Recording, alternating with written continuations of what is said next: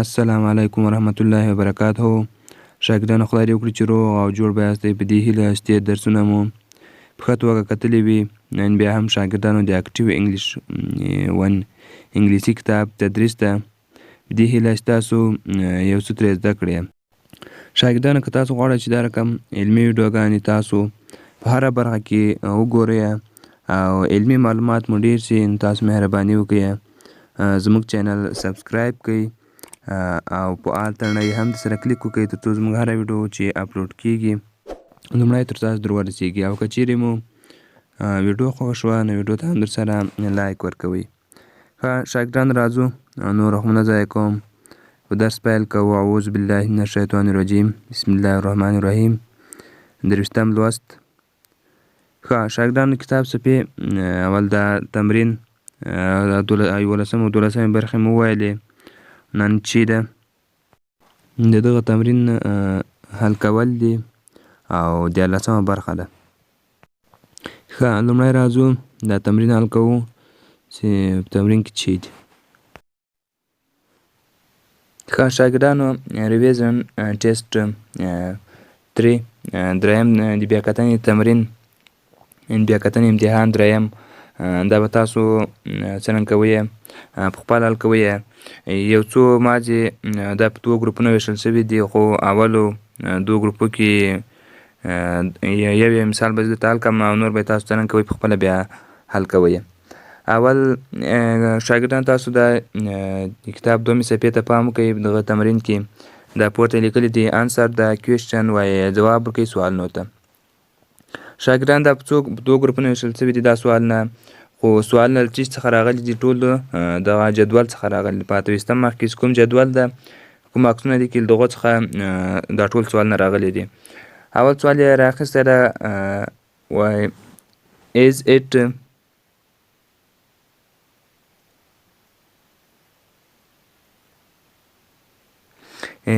it a telephone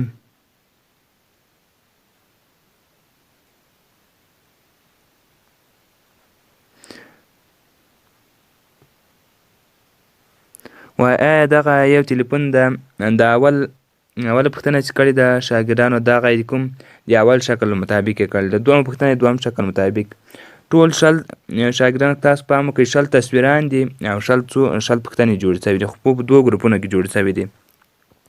سیو ته شاګردانو جواب چې ورکېږي په نه it is not no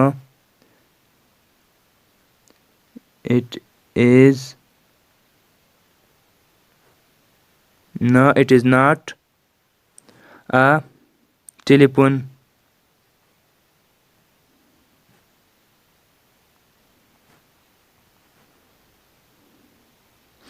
نه دغه نه ده یو تلیفون. د اول ای ګروپ سوالو ته شاګردان جواب چې ورکېږي په نه it is not باندې جواب ورکېږي. نه it is not a telephone، نه دغه نه ده یو تلیفون.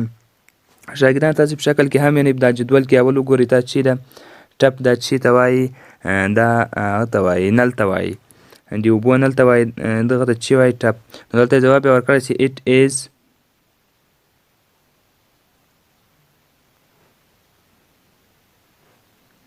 a tap دغه ده یو ټپ.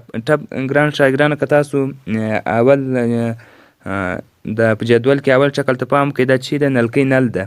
نو دا ای ګروپ سوالونه دا چې پر راخیستې دي دا تر 10 پوښتنې او په ای ګروپ کې کړي دي، یعنې تر دا چراغه پورې پوښتنې دا د ای ګروپ دي او دغه وروسته بیا دا نورې پوښتنې دا چې دي دا بیا د بي دي ګروپ دي. نو دا د ای ګروپ پوښتنې ته به شاګردانو ته جواب چې ورکوئ چې نه it is not، په دغه به جواب ورکوئ چې هر شی نوم وي او بي ته جواب ورکوئ چې it is دغه ده. نو اوله پوښتنه شاګردان دا دې ته حل کړې ده چې is it a telephone، آیا دغه یو تلیفون د نلکۍ نه لیکولی اوبو نه لیکولی ده. نو جواب ورته ورکړل شوی چې نه it is not it is not a telephone، نه دغه نه ده یو تلیفون. it is a tap، دغه ده یو ټپ یعنې د اوبو نل. دغه شاګردانو دویم پوښتنه یې کړې چې is it an ice cream، آیا دغه ده یو آیس کریم. نو دومې پوښتنې ته اشاره کړې. دومه پوښتنه ده او دومه پوښتنه ده. نو دوم شکل کې شاګردانو ته چې ویني چاکلیټ ده. نو دی ته وایي آیا دغه ده یو آیس کریم. تاسو به ورته وایئ نه it is not an ice cream it is a sweet. دغه ده یو چاکلیټ یعنې خوږه. دغسې به شاګردانو تاسو ټولو پوښتنو ته خپله ځواب ورکوئ. دا ډېر اسانه دي. مازې یو وګورئ او بل ته یې څرنګه کوئ ځواب ورکوئ.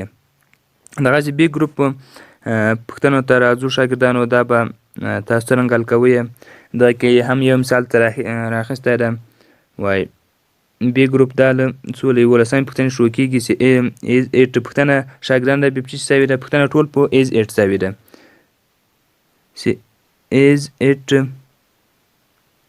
is it a will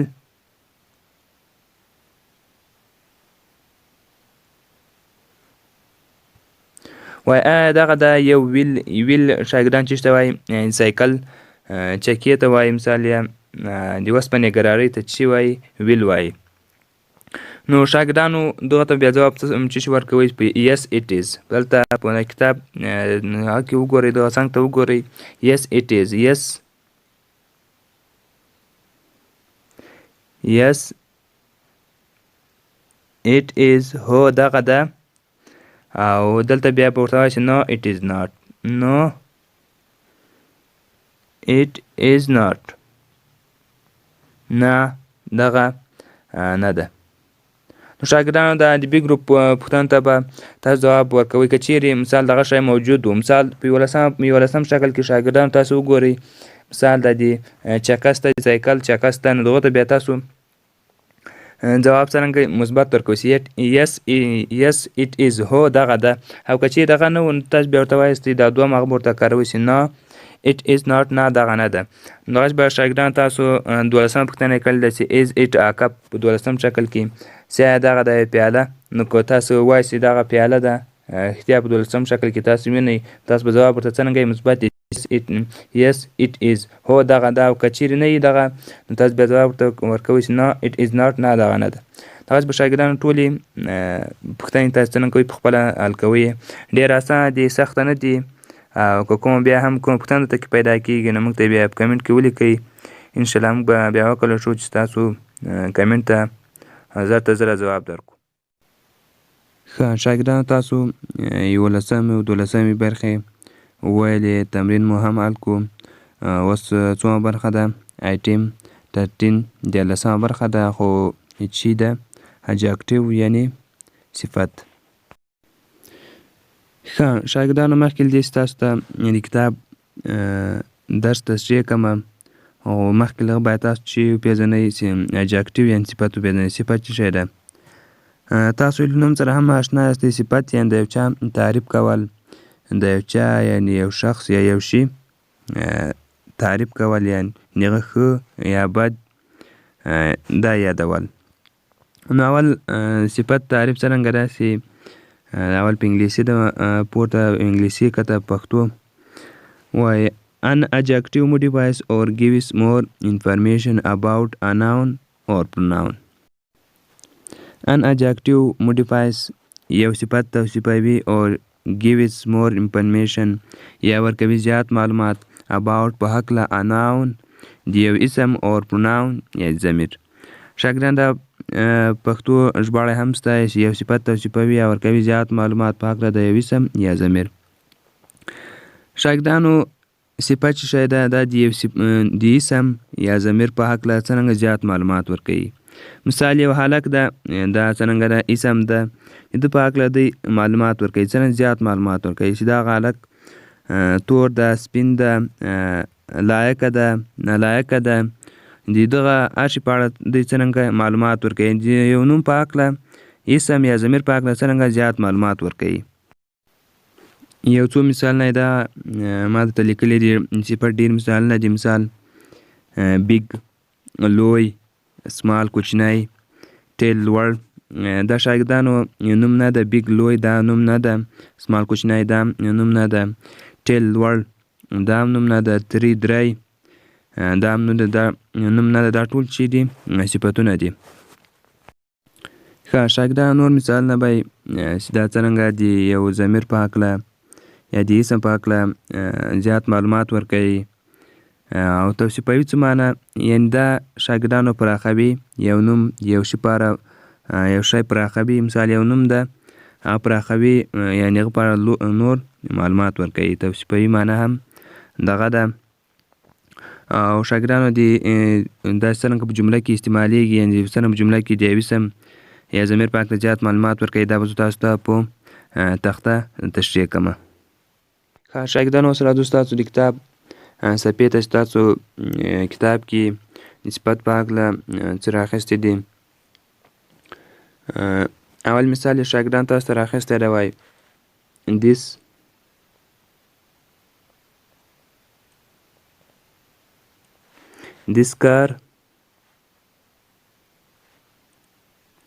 This car is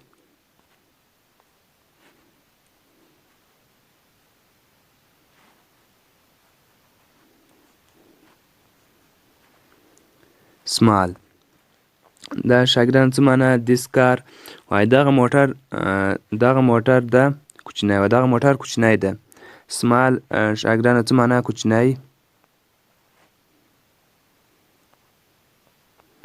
کوچنی او کار خو پوهېږئ تاسو موټر شاګردان تاسو به په ذهن کې یوه پوښتنه پیدا شوې چې مخکې موږ جمله لیکله هغه به this is راتلو this is به راتلو this is کار دغه دا یو موټر دا is به دلته راتلو د شاګردانو په صفت کې ډولونه دي چې یو ډایرکټ اجکټیو ده یو غیر ډایرکټ اجکټیو ده چې یو مستقیمه توګه صفت ده یو غیر مستقیمه توګه صفت ده خو دا شاګردان تاسو ته په لوړو کتابونو کې راځي تاسو یوازې دومره زده کړئ چې په یو جمله کې دوی شوز درته راخلي چې په دغه کتاب کې جمله کې صفت څه شی ده او ولې صفت استعمال شوی ده شاګردانو که تاسو پام وکړئ کار چې ده دا موټر ده دا نوم ده کار نوم ده او سمال چې ده صفت ده کوچنی نو اوس دا کوچني چې هغه توصیف یې وکړو د اسم صفت توصیف یې وکړو یعنې یو موټر هغه یې وکړو موټر نوم ته یې څرنګه پراختیا ورکړه د هغه تعریف یې څرنګه کړو زیات کړو د هغه په هکله یې څرنګه زیات معلومات ورکړو مثال یو موټر خو چې مخکې به موږ ویل چې اشاره مې ورته کوله چې this is دا کار دغه د یو موټر بس چې نور به څه کار نه پرې لارو یعنې هغه توصیف هم نه کوو خو نن چې دغه د موټر دغه نوم په هکله نور زیات معلومات ورکوو هغه سره به چې استعمالوو صفت استعمالیږي نو دلته صفت سره استعمال شوی ده دغه موټر په هکله معلومات ورکړي دي دا موټر څرنګه ده کوچنی ده نو دلته ویل چې this car is small دغه موټر کوچنی ده دغسې دوه مثال یې شاګردانو رااخیستی ده درته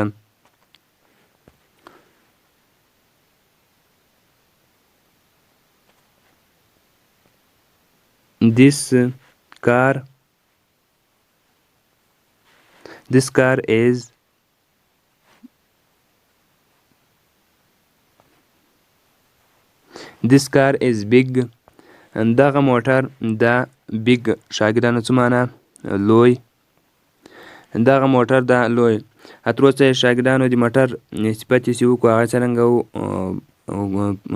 شی ورته استعمالېدو کوچنی چې هغه موټر کوچنی و دا داسې چې دغه نوم ته پراختیا ورکړه دا داسې صفت چې ورته استعمال شو big چې this car is big دغه موټر څرنګه ده لوی ده دغسې دریم دوم هغه کې رااخیستله دوم مثال this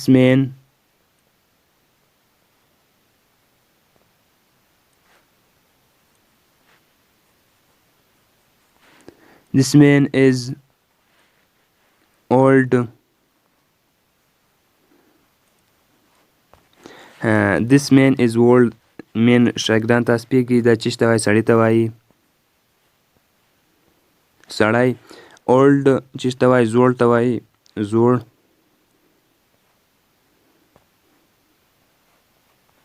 ښه دلته اوس دغه جملې معنا چې ده نو this man is old وایي دغه سړی څرنګه ده زوړ ده سړي صفت یې وکړو سړی څرنګه ده زوړ ده د سړي د مین د جشي نوم د سړي نوم ده هغه ته یې پراختیا ورکړه زیات معلومات یې په هکله زیات معلومات یې ورکړو زیات معلومات څرنګه ورکړو زیات معلومات دا رقم ورکړو شاګردانو چې دا سړی څرنګه زوړ ده دغسې بل مثال ده this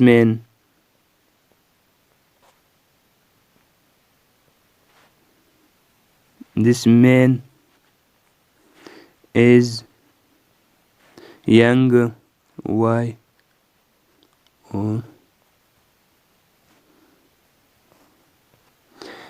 this man is young شاګردانو څه معنا ځوان this man is young دغه سړی ځوان ده شاګردانو ته اوس په دغه جمله کې تاسو ته به په امتحان کې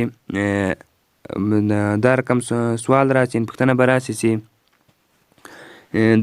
دا رقم جمله به درته لیکلې په دغه کې تاسو ته وایي چې په دغه کې تاسو شي په نښه کوئ صفت په نښه کوئ نوم په نښه کوئ نو تاسو به شاګردانو دغه جمله کې نوم د هغه ده نوم ده او صفت چې ده کې ینګ یعنې ځوان دا چې دا صفت ده یعنې اجکټیو نو شاګردان هغسې به تاسو په هره جمله کې اسم او ضمیر او صفت دا به تاسو څرنګه پیژنئ که چیرې ونه پیژنئ بیا تاسو جمله سمه نسئ لیکئ مثال لا تا جس لیکلی چې دا ینګ همدلته راوستی او مین سړی دا په دغه ځای کې لیکلی دلته نو تاسو بیا وایئ چې this young is man دغه ځوان سړی ده دغه ځوان سړی دا بیا شاګردانو غلطیږي دا هم صحیح راځي خو دا بیا صفت په ډولونو کې راځي چې په مستقیمه توګه صفت راځي او غیر مستقیمه توګه صفت راځي دغسې دریم مثال ده شاګردانو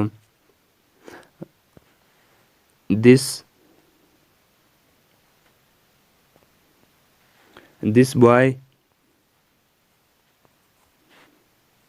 is tell شاګردانو کوونکي فعل به چیرې تاسو له نوم څخه وروسته لیکئ مخکې به هم چې لیکل هغه به هم له نوم څخه دلته مخکې لیکل خو اوس به یې له نوم څخه وروسته لیکئ دا is this boy دغه هلک دا tell لوړ دغه جمله کې شاګردانو صفت چې د tell نوم چې د boy او د څه شي tell د څه شي توصیف وکړو د boy د هلک نو tell شاګردان څه معنا لوړ this boy is tell دغه هلک ده لوړ دغسې لاندې پسې لیکلي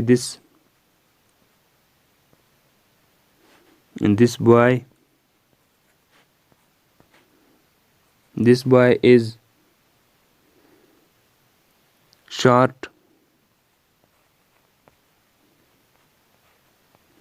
this boy is short دغه هلک شارټ شاګردانو څه معنا دا لوړ و او دا چې ده لنډ this boy is short دغه هلک لنډ ده هغه بل هغه ټیل څه معنا لوړ او شارټ څه معنا لنډ this boy is short دغه هلک لنډ ده یعنې ټیټ ده دغه څلورم مثال یې راخیستی را this cat دا شاګردان څه معنا دا د شیانو لپاره مثال د حیواناتو لپاره د انسانانو لپاره ټولو لپاره څرنګه نباتاتو لپاره مثال this tree is tall دغه ونه لوړه ده دغسې د هر شي لپاره څرنګه کوی شي د صفت استعمالوی شي نو اخري څلورم مثال کې حیواناتو هغه د توصیف کړی د حیواني نومونو مثال this cat is 10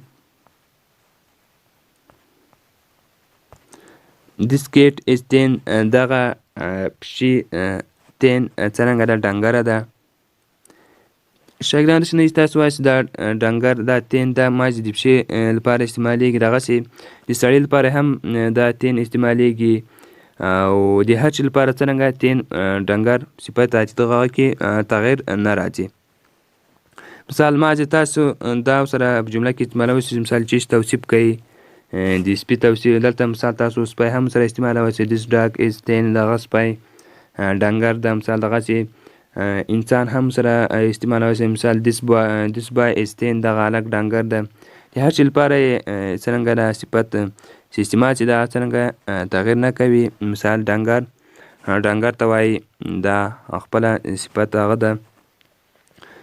نو دغه جملې معنا شاګردان څرنګه ده. This cat is thin. دغه پشي ډنګره ده. thin شاګردان څه معنا؟ ډنګر.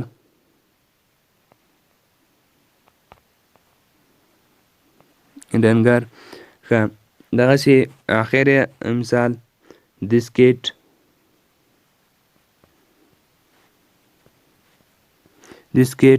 is fat. دغه پشي فیت شاګردان څه معنا؟ مزی. This cat is fat. دغه پشي مزی ده. فیت څه معنا؟ مزی. ښه شاګردانو خدای دې وکړي چې دغه درس تاسو هم پوه سوي یاستئ، په صفت هم پوه سوي یاستئ، په جمله کې په صفت پوه سوي یاستئ، یا په نوم هم پوه سوي یاستئ چې نوم په جمله کې څه شی ده، صفت څه شی ده. شاګردان تاسو به دا پیژنئ. په امتحان کې تاسو ته دا رقم ډېرې پوښتنې راځي چې 4 جملې درته لیکلې یا 5 جملې درته لیکلې چې په دغه کې تاسو نوم په نښه کوئ، صفت په نښه کوئ. دا به تاسو زده یې ورته، او صفت او نوم او دا به تاسو څرنګه شاګردانو ښه پیژنئ. شاګردان دغه استاد د نن ورځې درس په دې هیله چې تاسو هم پرې پوه سوي یاستئ. که بیا هم کوم پوښتنه درته پیدا کېږي زموږ درس په هکله، او یا کوم زموږ درس په هکله کوم نظر لرئ، تاسو مهرباني وکړئ موږ ته یې په کمنټ کې ولیکئ. انشاءالله به وکړی چې ستاسو پوښتنې ته زر ته زره ځواب درکړو. نو تر بل درسه مو الله عمل شه، ښې چارې ولرئ.